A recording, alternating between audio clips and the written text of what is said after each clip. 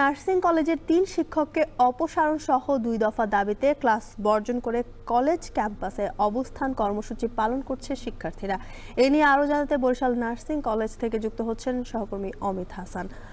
অমিত, সমস্যার সমাধানের বিষয়ে সংশ্লিষ্টরা কি বলছেন এবং শিক্ষার্থীদের পরবর্তী কার্যক্রম কি জানাবেন?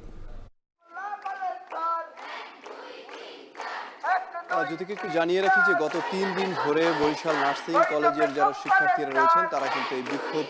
সমাবেশ এবং অবস্থান কর্মসূচি পালন করছেন এবং তারা বলছেন যে তাদের যে ২ দফা দাবি রয়েছে, বিশেষ করে যে ৩ শিক্ষকের অপসারণ এবং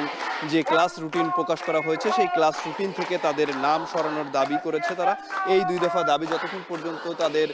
পূরণ না হবে ততক্ষণ পর্যন্ত কিন্তু তারা এই আন্দোলন চালিয়ে যাবে বলে হুঁশিয়ারি দিয়েছেন তারা। একটু জানিয়ে রাখি, যারা শিক্ষার্থী রয়েছেন তারা অভিযোগ করছেন যে গত ৬ মে তাদের উপর তাদের আন্দোলনে কিছু দুষ্কৃতিকারীদের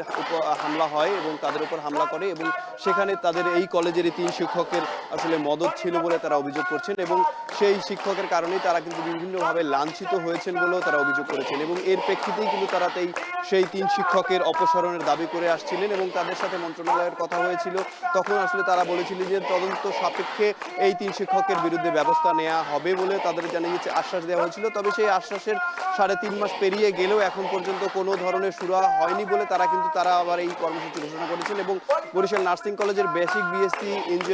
ইন নার্সিং কোর্সের যারা শিক্ষার্থীরা রয়েছেন তারা কিন্তু সকাল থেকেই এই যে ক্যাম্পাসের সামনে অবস্থান করছেন এবং তারা বিভিন্ন ধরনের প্লাকার্ড হাতে নিয়ে তারা বিভিন্ন ধরনের স্লোগান দিচ্ছেন এবং অনতিবিলম্বে এই যে ৩ শিক্ষক রয়েছেন তাদের অপসারণের দাবি করছেন। একই সাথে একটু জানিয়ে রাখি যে তারা আরও অভিযোগ করেছেন যে তাদের আসলে যে ক্যাম্পাসে কোনো নিরাপত্তা নেই এবং সুষ্ঠু পরিবেশ চান তারা পড়াশোনার ক্ষেত্রে, সেই ক্ষেত্রটিও আসলে তাদের জন্য হচ্ছে না, পরিষ্কার হচ্ছে না, যার কারণে কিন্তু তারা এই আন্দোলন করতে বাধ্য হচ্ছেন বলে আমাদেরকে জানিয়েছেন এবং তারা বলছেন যে এই দাবি পূরণ না হলে তারা কিন্তু আরো কঠোর আন্দোলনের হুঁশিয়ারি দিয়েছেন। বিশেষ করে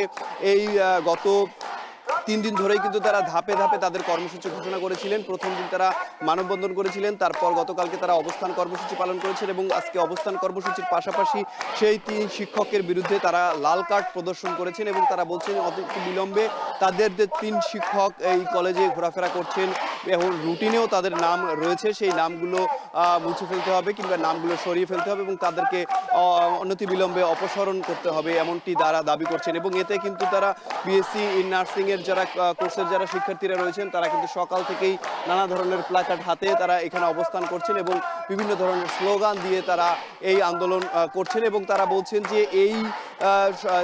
৭ কর্মদিবসের মধ্যে তাদের যে দাবি রয়েছে সেই দাবিগুলো যদি মেনে নেওয়া না হয় তারা কিন্তু আসলে কঠোর হুঁশিয়ারি দিয়েছেন। বিশেষ করে অবস্থান কর্মসূচির পাশাপাশি আমরণ অনশনেরও একটি ঘোষণা কিন্তু তারা দেবেন বলে হুঁশিয়ারি দিয়েছেন এবং এই ক্ষেত্রে কিন্তু তারা সকল ধরনের ক্লাস বর্জন করে ক্লিনিক্যাল প্র্যাকটিস, ল্যাব প্র্যাকটিস এবং ক্লাস যেগুলো রয়েছে, পরীক্ষা যেগুলো রয়েছে সেগুলো সব কিছু বর্জন করে তারা কিন্তু এই বিক্ষোভ আন্দোলন করছেন এবং তারা বিভিন্ন ধরনের প্লাকার্ড হাতে নিয়ে কিন্তু স্লোগান দিচ্ছেন এবং তারা বলছেন যে তাদের উপর যে হামলা হয়েছে সেই হামলায় যারা লাঞ্ছিত হয়েছে সেই লাঞ্ছিতের দাবিতে কিন্তু তারা এই আন্দোলন করছে। সেই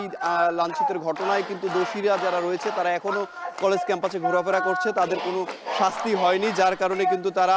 এই যে আন্দোলন সেটি কিন্তু চালিয়ে যাচ্ছে এবং তারা বলছেন যে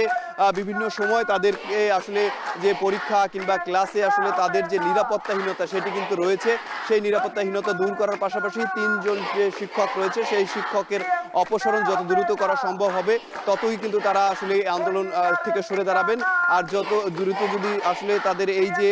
৩ শিক্ষকের অপসারণ না করা হয় তাহলে এই আন্দোলন চলমান থাকবে এবং কঠোর আন্দোলনের হুঁশিয়ারি দিয়েছেন শিক্ষার্থীরা। তো বরিশাল নার্সিং কলেজ থেকে এই ছিল আমার কাছে সর্বশেষ। জ্যোতিকা। বরিশাল থেকে যুক্ত ছিলেন সহকর্মী অমিত হাসান, জানাচ্ছিলেন সেখানকার সবশেষ তথ্য।